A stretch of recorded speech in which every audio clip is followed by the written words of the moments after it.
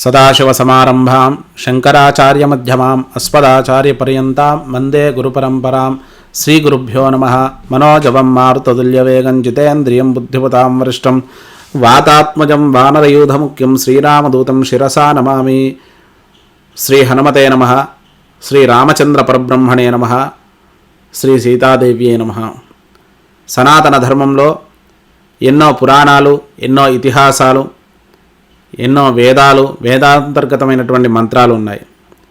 కానీ ఒక కావ్యానికి మంత్ర సమానమైన శక్తి ఏదైనా ఉందంటే రామాయణానికే. అందులో ముఖ్యంగా సాధన సర్గగా, సాధన కాండగా ఉన్న సుందరకాండ అత్యంత విశిష్టమైనది.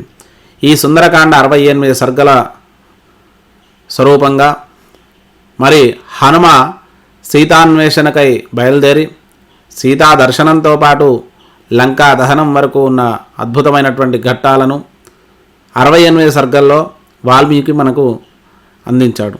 అలాంటి వాల్మీకి మహర్షి మనకు అందించినటువంటి అద్భుతమైనటువంటి ఈ గ్రంథం సాధనకు మంచి ఉపయుక్తంగా ఉండి కార్యసిద్ధి కోసం ఎన్నో రకాల మార్గాలు సాక్షాత్తు పరమేశ్వరుడే పార్వతీదేవికి ఉమాసంహితలో చెప్పినట్టుగా మనకు ఆధారాలున్నాయి.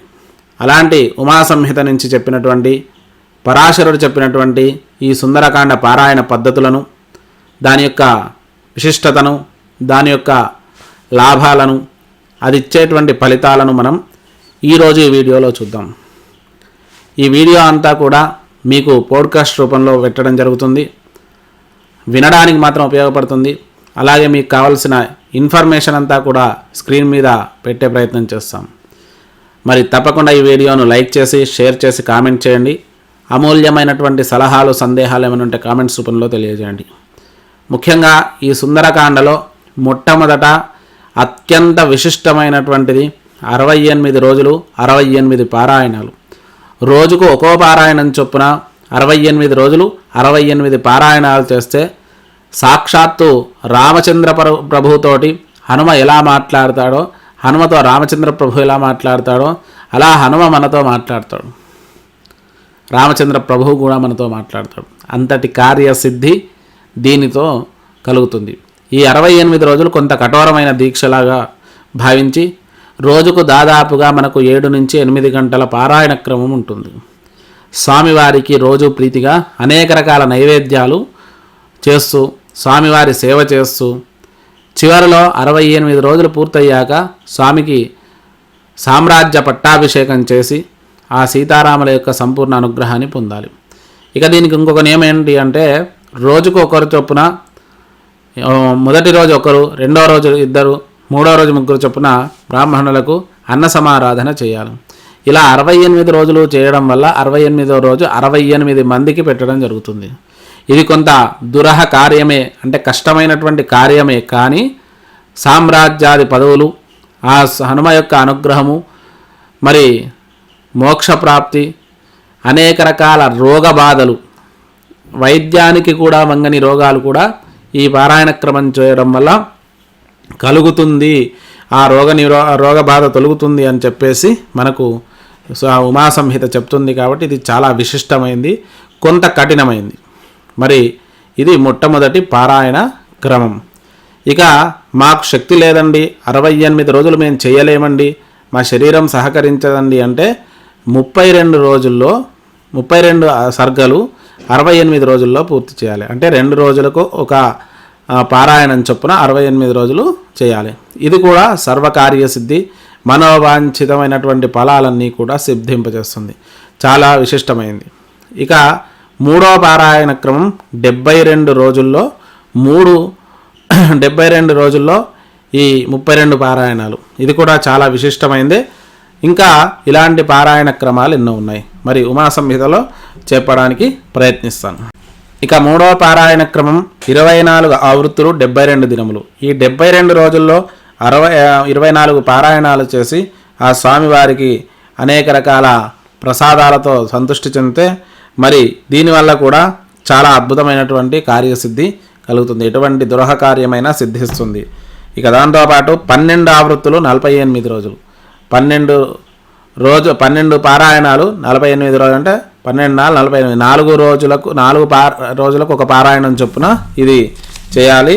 ఇది కూడా దినంలో 12 మార్లు సుందరకాండ పారాయణ విధానమున మొదటి రోజు సీతా సందర్శన సర్గ 15వ సర్గ వరకు, రెండవ రోజు 33వ సర్గ వరకు, అలాగే 32వ సర్గ వరకు మూడో రోజు, ఇక 51వ సర్గ వరకు మూడో రోజు, తర్వాత మిగిలిందంతా కూడా 4వ రోజు చేసి అంత్యమున సామ్రాజ్య పట్టాభిషేకం చేయవలెను. ఇలా 12 ఆవృత్తులు పూర్తి చేయాలి. ఇక 7 ఆవృత్తులు 68 దినములు. ఇది చాలా విశిష్టమైంది.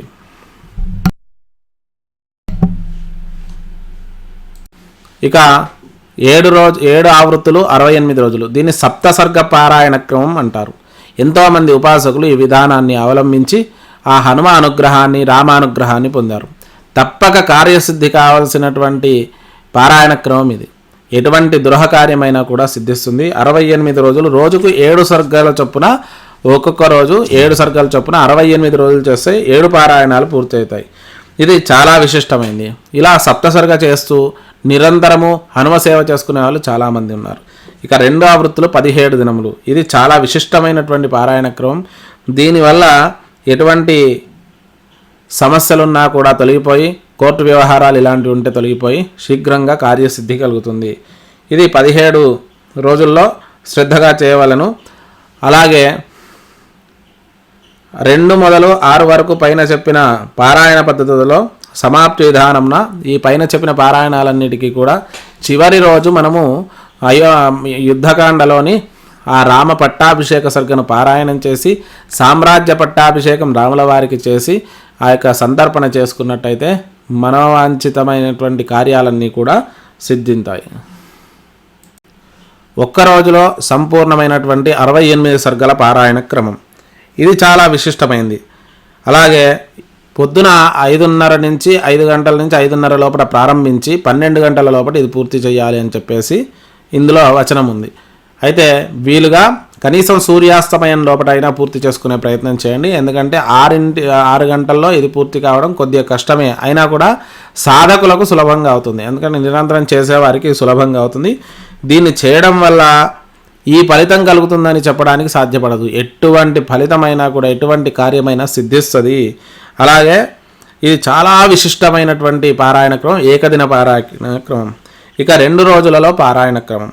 ఇది 2 రోజుల్లో పారాయణ క్రమం 36వ సర్గ వరకు చేయాలి మొదటి రోజు. రెండవ రోజు సంపూర్ణంగా చేసి సామ్రాజ్య పట్టాభిషేక పారాయణం చేసుకోవాలి. ఇది 2 రోజుల పారాయణ క్రమం. ఇది కూడా అనంతమైనటువంటి ఫలితం కలుగుతుంది. అలాగే 3 రోజుల పారాయణ క్రమం.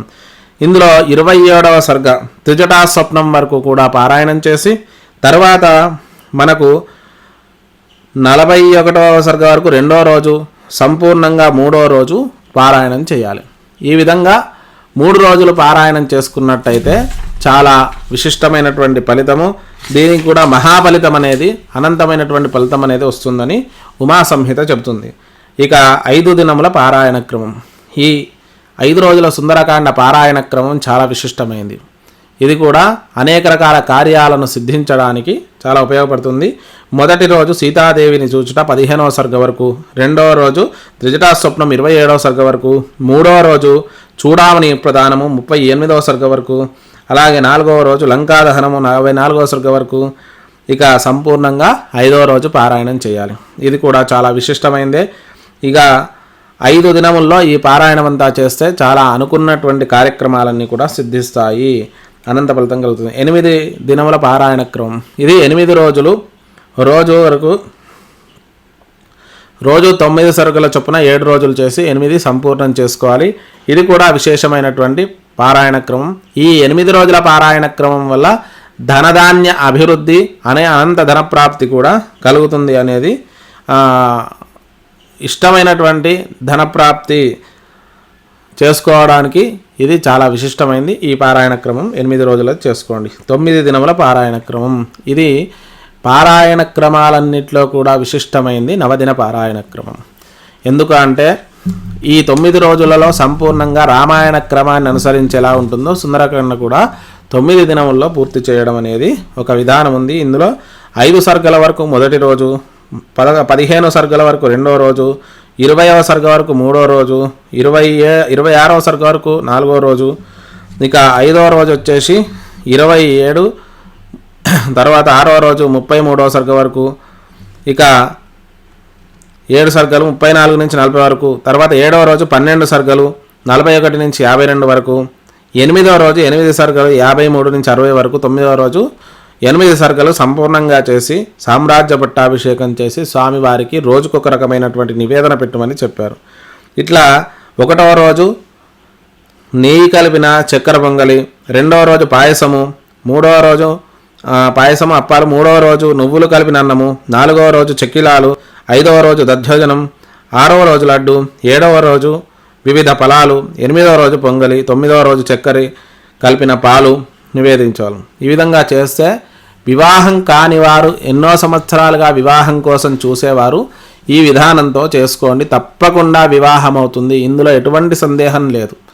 ఎందుకంటే మేము ఎంతోమందికి సాధన చేసి ఇందులో వివాహం కావడానికి ఉపయుక్తమైంది కాబట్టి ఈ నవదిన పారాయణ క్రమం ఏదైతే ఉందో ఇది చాలా విశిష్టమైంది, తప్పకుండా చేయండి. ఇక 12 దినముల పారాయణ విధి. ఇది 12 దినములు 6 సర్గల చొప్పున 11 రోజులు చేసి మిగిలిన శేషం సంపూర్ణంగా చివరి రోజు చేసుకోవాలి. ఈ విధంగా తర్వాత అనేక రకాల పారాయణ క్రమాలు కూడా మనకి ఇందులో ఉన్నాయి.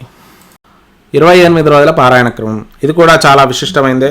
రోజు కూడా 2 సర్గల చొప్పున ప్రతిరోజు 22 రోజులు పారాయణం చేసి 23వ దినం 5 సర్గలు, 24వ దినం 3 సర్గలు, 25వ దినం 6 సర్గలు, 26వ దినం 3 సర్గలు, 27 నాడు 4 సర్గలు, 28 నాడు మిగిలిన 3 సర్గలు పఠించి పిమ్మట రావణవధ యుద్ధకాండ పఠించి పిమ్మట పట్టాభిషేకం చేయవలను. ఈ విధంగా చేస్తే కూడా మనోవాంఛిత సిద్ధులన్నీ కూడా కలుగును. ఈ విధంగా అనేక రకాల సుగమ పారాయణ విధానాలు అనేటివి ఉన్నాయి.